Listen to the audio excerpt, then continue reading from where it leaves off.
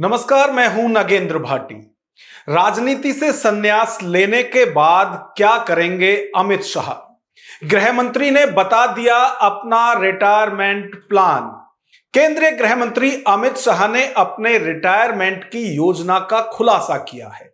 उन्होंने बताया कि रिटायर होने के बाद वे अपना जीवन प्राकृतिक खेती को समर्पित करेंगे।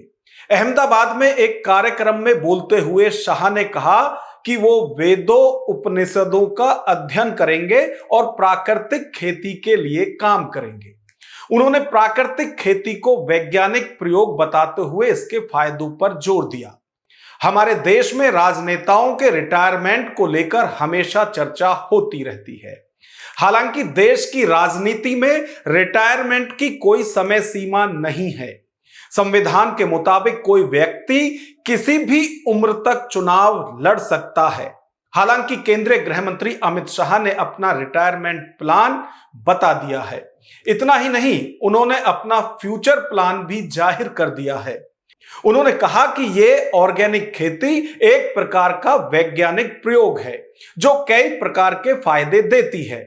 अमित शाह ने कहा कि उर्वरक वाला गेहूं खाने से कैंसर होता है, बीपी बढ़ता है, थायराइड की प्रॉब्लम होती है। खाने वाले शख्स के शरीर को अच्छा बनाए रखने के लिए बिना फर्टिलाइजर वाला भोजन करना जरूरी है। जब भी रिटायर्ड हो जाऊंगा, मैं मेरे बाकी का जीवन वेद, उपनिषद और प्राकृतिक खेती के लिए खर्च करूंगा। ये प्राकृतिक खेती ये इस प्रकार का एक वैज्ञानिक प्रयोग है जो कई प्रकार के फायदे देता है।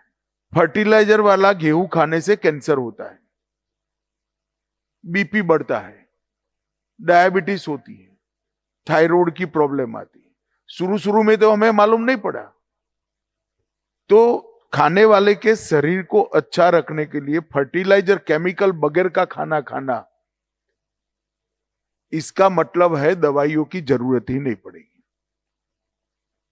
दूसरा, उत्पादन बढ़ता है। मेरे खेत पर मैंने प्राकृतिक खेती अपनाई है। आज मेरे उत्पादन में लगभग 1.5 गुना बढ़ोतरी हो चुकी है। अगर ऐसा होगा तो इसका मतलब दवाइयों की जरूरत ही नहीं होगी। अमित शाह ने आगे कहा कि इससे उत्पादन भी बढ़ता है। उन्होंने कहा कि मेरे खेत में मैंने ऑर्गेनिक खेती अपनाई है। आज मेरे अनाज उत्पादन में लगभग 1.5 गुना बढ़ोतरी हो चुकी है। अमित शाह फिलहाल राजनीतिक जीवन में सक्रिय है, लेकिन वो अभी भी अपनी जमीन पर ऑर्गेनिक खेती करते हैं। युवाओं को अमित शाह ने क्या दिया संदेश, यह भी इस वीडियो के माध्यम से हम आपको बताना चाहते हैं। अमित शाह ने युवाओं से आग्रह किया है कि वे अच्छे स्वास्थ्य को बनाए रखने के लिए 2 घंटे शारीरिक व्यायाम और 6 घंटे की नींद का नियम अपनाएं। उन्होंने कहा कि युवाओं के पास देश की प्रगति में योगदान देने के लिए अभी 40 से 50 साल हैं। तो ये पूरा जो प्लान है ये अमित शाह बता रहे हैं। अमित शाह की यदि बात करें तो उन्हें बीजेपी का चाणक्य कहा जाता है। यानी सियासत में कब क्या और कैसे कहना है ये अच्छे से जानते हैं। और आज जब वो अपने रिटायरमेंट की बात कर रहे हैं तो उसमें वो पूरा आगे का अपना खाका दे रहे हैं। और ऐसे में केंद्रीय मंत्री अमित शाह का रिटायरमेंट को लेकर चर्चा करना, इन सारी जो चर्चा है इसको और बढ़ा सकता है।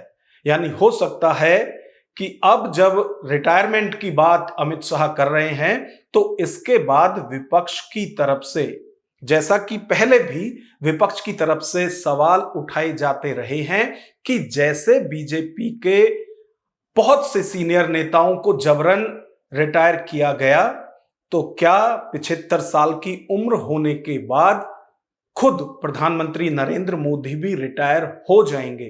क्योंकि इसी साल सितंबर में पीएम मोदी 75 साल के होने वाले हैं और कई बार उम्र को लेकर विवाद हुआ है।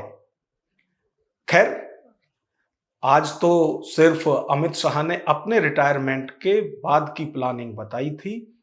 अभी तो उनकी खुद की यदि बात करें तो वो अभी 60 साल के हैं, यानी यदि जो एक नियम बनाया भी गया था, अब ये भी नहीं पता कि वो अमित शाह या पीएम मोदी पर लागू होता भी है नहीं, तो उसके हिसाब से भी अभी 15 साल सक्रिय राजनीति में अमित शाह रह सकते हैं।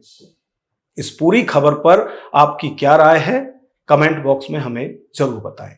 नमस्कार।